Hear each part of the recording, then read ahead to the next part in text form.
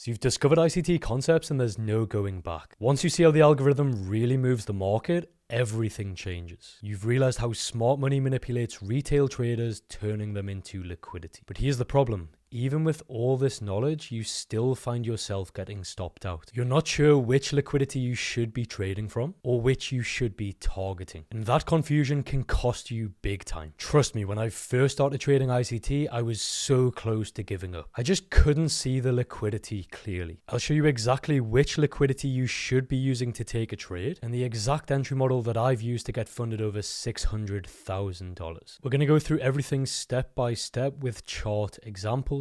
So by the end of this, you're going to have a clear, actionable framework that you can use. Just make sure to follow every part closely. So the first thing that you really need to ask yourself is, what is a liquidity sweep? And very simply put, this is when the market accumulates. We have liquidity resting above and below these highs. So if we run these lows right here, this is what we call running sell-side liquidity. And so what this will be doing right here is enticing traders, thinking that this is a breakout, and this also induces them short within the market. However, let's say that we are bullish in the market. It's actually more likely that this is just a liquidity raid before the market then expands to the upside. And so let's say that you are sell bias. You'd want to see a run of buy-side liquidity above these highs right here, because what this would be doing is trapping traders thinking that this is a breakout. This will induce them long within the market. However, if we do have a bearish bias, it's extremely likely that this is just grabbing liquidity before the market makers move it in the intended direction. So this is what you're looking for if you're long bias. This is what you're looking for if you're short bias.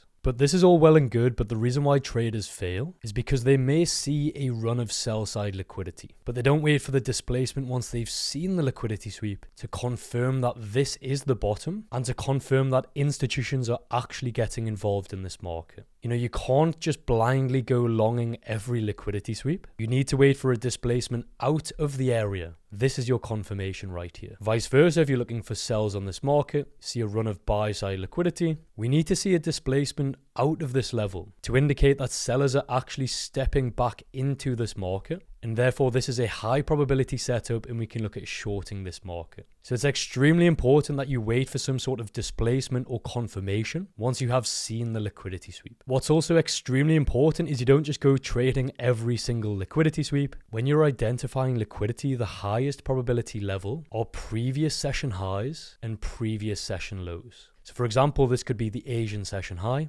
This could be the Asian session low.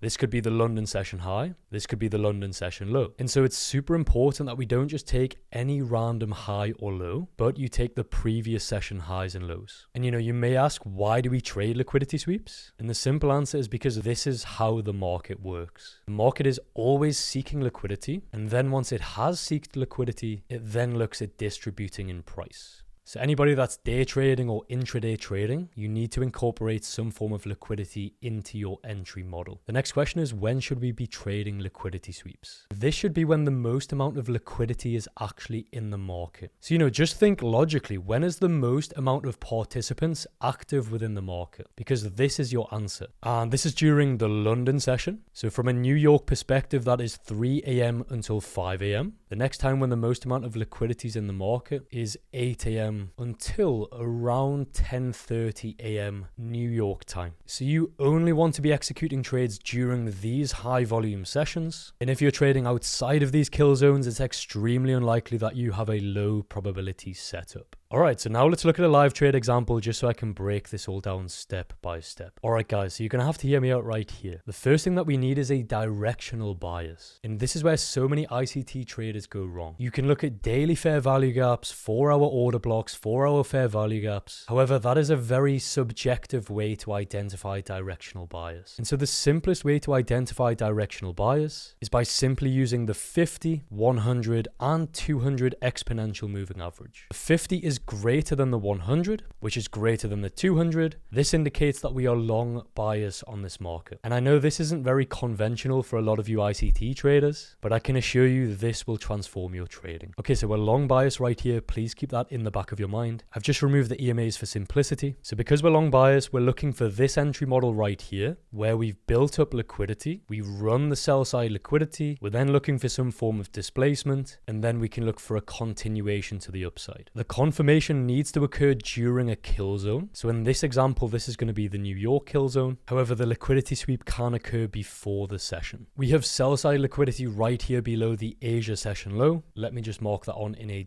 $sign. You can see during the New York kill zone, we sweep this sell side liquidity, and now we're waiting for a bullish confirmation. So we're currently looking at the 15-minute time frame, and we get a bullish confirmation right here. And this is where so many ICT traders go wrong. You could easily drop down to the 1 minute, 2 minute, or 3 minute, but I'm here to tell you that there's no need to do that. Because if you're getting a 15-minute bullish confirmation, I can guarantee that 99% of the time, the 1 minute will be shifting market structure. So the 1 minute will be going from bearish to bullish if we get a 15-minute bullish confirmation. So it's going to look like this on the 1 minute, but this is what it looks like on the 15-minute. I can also assure you that there's going to be some form of displacement on the 1 minute, because think about what's happening here. The 15-minute candle tried to push down right here. Sellers failed to take control of this market, and we've then closed bullish. So this indicates that bullish momentum is stepping into the market, and therefore this is the missing piece to the puzzle. Because this 15-minute bullish confirmation right here will be indicating lower time frame displacement, for example, a 1 minute or 3 minute. This saves you the headache of getting very emotional on the lower time frame, and it means that you only need to wait for 15-minute confirmations. So this is a very calm way to be trading. You want to be entering a buy position on the break of the bullish candle high. Invalidation goes below the liquidity sweep, and again, this is where I'm going to go against what everybody else says. So people say that, you need to look for these targets, these liquidity areas, but I'm here to tell you that that's pretty much nonsense. Because I've backtested this strategy over hundreds of trades, I'm here to tell you that the optimal risk to reward is a 1 to 2. And yes, you can see it kind of matches up with this London session buy side liquidity, but that's beside the point. The point is you need a repeatable mechanical system where all of the parameters are fully defined. So we're triggered long in this trade right here. And you can see during the New York session, this trade hits take profit for a 1 to 2 risk to reward. Another great thing about this strategy is it is set and forget. That means that once you're triggered in this trade right here, it's literally either stop loss is hit or take profit is hit.